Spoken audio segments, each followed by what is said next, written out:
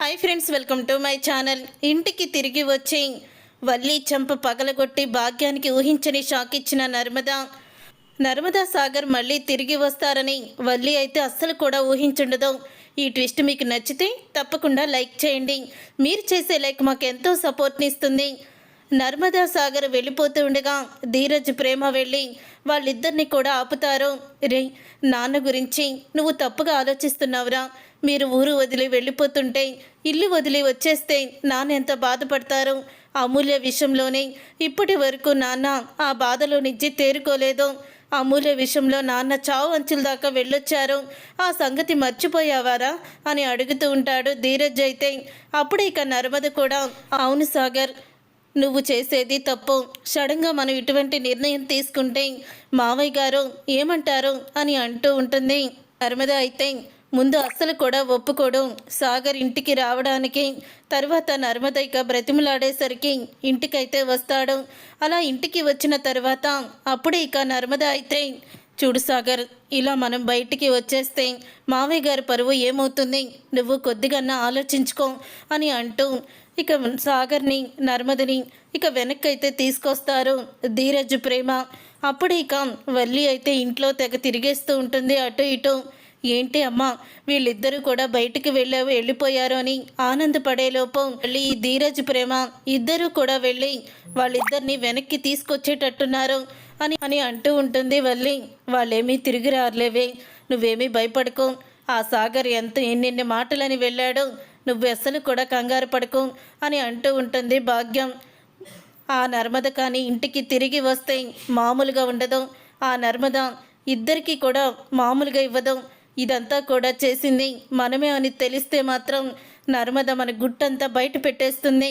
అది ఇంట్లో నుంచి వెళ్ళిపోతే చక్రం తిప్పాలనుకున్నాను, మళ్ళీ అది తిరిగి వచ్చిందంటే అమ్మో నాకు భయమేస్తుంది అమ్మా అని అంటూ ఉంటుంది వల్లి.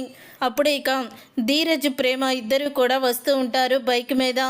వాళ్ళు రావడం చూసి వీళ్ళు ఇద్దరే వస్తున్నారంటే వాళ్ళు రానట్టే, నువ్వు ఇక కంగారు పడుకో, పద లోపలికి వెళ్దాం అని అంటూ ఉంటుంది భాగ్యం.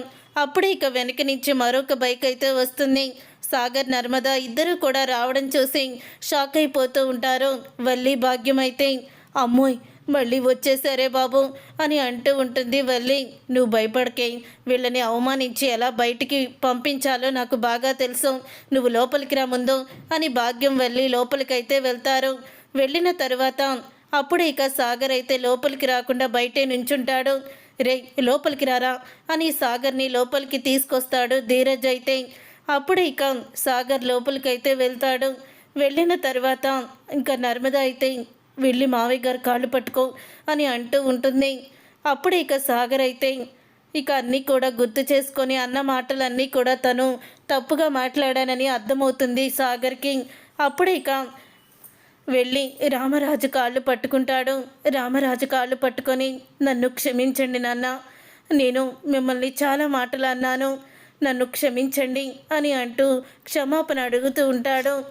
మీరు మమ్మల్ని ఎంతో గొప్పగా పెంచారు, కానీ నేనే కళ్ళు మూసుకొని ముందే మీకు ఈ పని చెప్పి చెయ్యాల్సింది, చెప్పకుండా నేనే దాచిపెట్టి చాలా పెద్ద తప్పు చేశాను అని అంటూ ఉంటాడు సాగర్.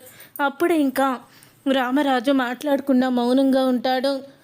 ఏవండి, ఎలాగో సాగర్ తను చేసిన తప్పుని తెలుసుకున్నాడు కదా అని అంటూ ఉంటే, ఏంటత్తయ్య అలా మాట్లాడుతున్నారు, చేసిన తప్పు తెలుసుకొని క్షమాపణ అడిగితే చేసిన తప్పు ఒప్పైపోతుందా అని వల్లి అయితే మాట్లాడుతూ ఉంటుంది.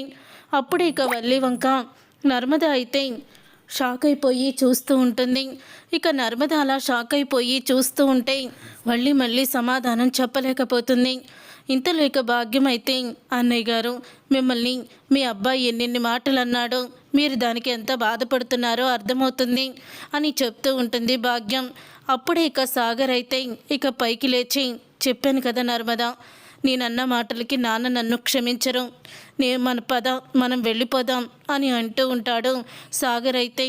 అప్పుడే రామరాజు, ఆగరా, ఇన్ని రోజులు కూడా మా కొడుకులకి ఇష్టమైన పనులే చేస్తున్నానని అనుకున్నాను, కానీ వాళ్ళకి ఇష్టం లేని పనులను కూడా కోసం నచ్చినట్టు చేస్తున్నారని నేను అర్థం చేసుకోలేకపోయాను అని రామరాజు అంటూ ఉంటాడు. నీకు కూడా ఒక డ్రీమ్ అనే అంటూ ఉంటుంది, ఇలాగే చెయ్యాలి అని నిన్ను నా వైపుకి లాగడం నేను చేసిన తప్పే. నేనేదో నువ్వు అన్నావని కోపంగా అనడం లేదు. ఇప్పుడు మిమ్మల్ని అర్థం చేసుకున్నాను కాబట్టి అంటున్నాను. చూడండి, ఇప్పటికీ కూడా నేను మిమ్మల్ని ఎప్పుడు సంతోషంగా ఉంచాలనే చూస్తాను. కష్టపెట్టాలని ఏనాడు అనుకోను. ఇలా నువ్వు లంచం ఇచ్చి జాబు సంపాదించావని తెలిస్తే నాకు చాలా కోపం వచ్చింది. అందుకని అలా చేయాల్సి వచ్చింది అని అంటూ ఉంటాడు రామరాజు. నాన్న అని సాగర్ అయితే ఇక గుండెలకి హత్తుకొని రామరాజుని క్షమాపణ అడుగుతాడు. ఇంకెప్పుడు కూడా ఇలాంటి తప్పులను చేయను నాన్న, నన్ను క్షమించండి నాన్న అని అంటూ ఉంటాడు. అప్పుడే ఇంకా భాగ్యం అయితే అంత ఈజీగా ఎలా క్షమించేస్తారు అని అంటూ ఉంటుంది. ఇంతలో ప్రేమ అయితే మీరు ఆగుతారా? ఇది మా కుటుంబ విషయం, తండ్రి కొడుకుల మధ్య జరిగింది గొడవే, కానీ ఇప్పుడు సర్దుకుపోయారు, మీరు ఆగండి, కంగారు పడకండి అని అంటూ ఉంటుంది ప్రేమ. అప్పుడే మావయ్య గారు ఇలా అడుగుతున్నానని తప్పుగా అనుకోకండి. అసలు మీకు సాగర్ లంచం ఇచ్చి జాబు సంపాదించాడన్న విషయాన్ని మీకు ఎవరు చెప్పారు? ఎవరి ద్వారా మీకు తెలిసింది అని అడుగుతూ ఉంటుంది నర్మద. ఒక్కసారే భాగ్యం వల్లి షాక్ అయిపోతూ ఉంటారు. అప్పుడే ఇది జరిగిందేదో జరిగిపోయింది, ఇప్పుడు అవన్నీ ఎందుకు అని అంటూ ఉంటుంది భాగ్యం. అప్పుడే ఇక రామరాజు అయితే అంటూ ఉంటాడు, భాగ్యం చెల్లి ద్వారానే నాకు తెలిసింది, తను వీడియో చూపించింది అని అంటూ ఉంటాడు రామరాజు. అప్పుడే ప్రేమ నర్మద ఇద్దరూ కూడా వల్లి వైపు అయితే చూస్తారు. మావయ్య గారు ఇలా అంటున్నానని తప్పుగా అనుకోకండి, ఎవరు ఎక్కడుండాలో అక్కడే ఉండాలి. వాళ్ళకి కూడా ఒక సొంత ఇల్లు అన్నట్టు ఉంది. ఇప్పుడు మన ఇంట్లో ఇలాగా ప్రతిరోజు కూడా మనం సంతోషంగా ఉంటున్నాము. ఏదో ఒక గొడవ ప్రతి కుటుంబంలో వస్తుంది. మన గుట్టు బయట వెళ్ళకూడదు. వాళ్ళకి కూడా బిజినెస్ ఉంది, వ్యాపారం ఉంది, వాళ్ళని మీరు ఇంట్లో నుంచి వెళ్ళమని చెప్పండి అని అంటూ ఉంటుంది నర్మద అయితే. ఎందుకంటే సాగర్కి అన్నయ్యల ముందు, తమ్ముడు ముందు, అందరి ముందు కూడా తలెత్తుకొని తిరగగలడు. కానీ వదిన వాళ్ళ అమ్మ నాన్న ఉంటే ఇప్పుడు జరిగిన గొడవకి సాగర్ ఇంట్లో తలెత్తుకొని తిరగలేడు అని అంటూ ఉంటుంది నర్మద. నువ్వు చెప్పింది కూడా కరెక్టేనమ్మా. అమ్మ వల్లి, మీ అమ్మ నాన్నని వాళ్ళ ఇంటికి వెళ్ళమను, ఏదైనా అవసరం వస్తే అప్పుడు రమ్మని చెప్పు అని అంటూ ఉంటాడు రామరాజు. ఇక అది విని వల్లి అయితే షాక్ అయిపోతూ ఉంటుంది. అలాగే మీకు నేను మరొక విషయం చెప్తాను మావయ్య గారు, కానీ ఇప్పుడు కాదు. మీకు తెలియాల్సిన కొన్ని నిజాలు ఉన్నాయి. అవన్నీ కూడా మీకు సాక్ష్యాలతో సహా చూపిస్తేనే మీకు అర్థమవుతుంది. ఒక 2 రోజుల్లో ఆ నిజాలు మీ ముందు బయట పెడతాను అని నర్మద షాక్ ఇస్తుంది. చూసారుగా ఫ్రెండ్స్, నర్మద మరి ఏ నిజాలను బయట పెడతానంది? వల్లి గురించి రామరాజుకి నిజాలు చెప్పేయాలని నర్మద నిర్ణయించుకుందా? ఇలాగే జరగాలనుకుంటే తప్పకుండా మా వీడియోకి లైక్ చేయండి. మీరు చేసే లైక్ మాకు ఎంతో సపోర్ట్ని ఇస్తుంది.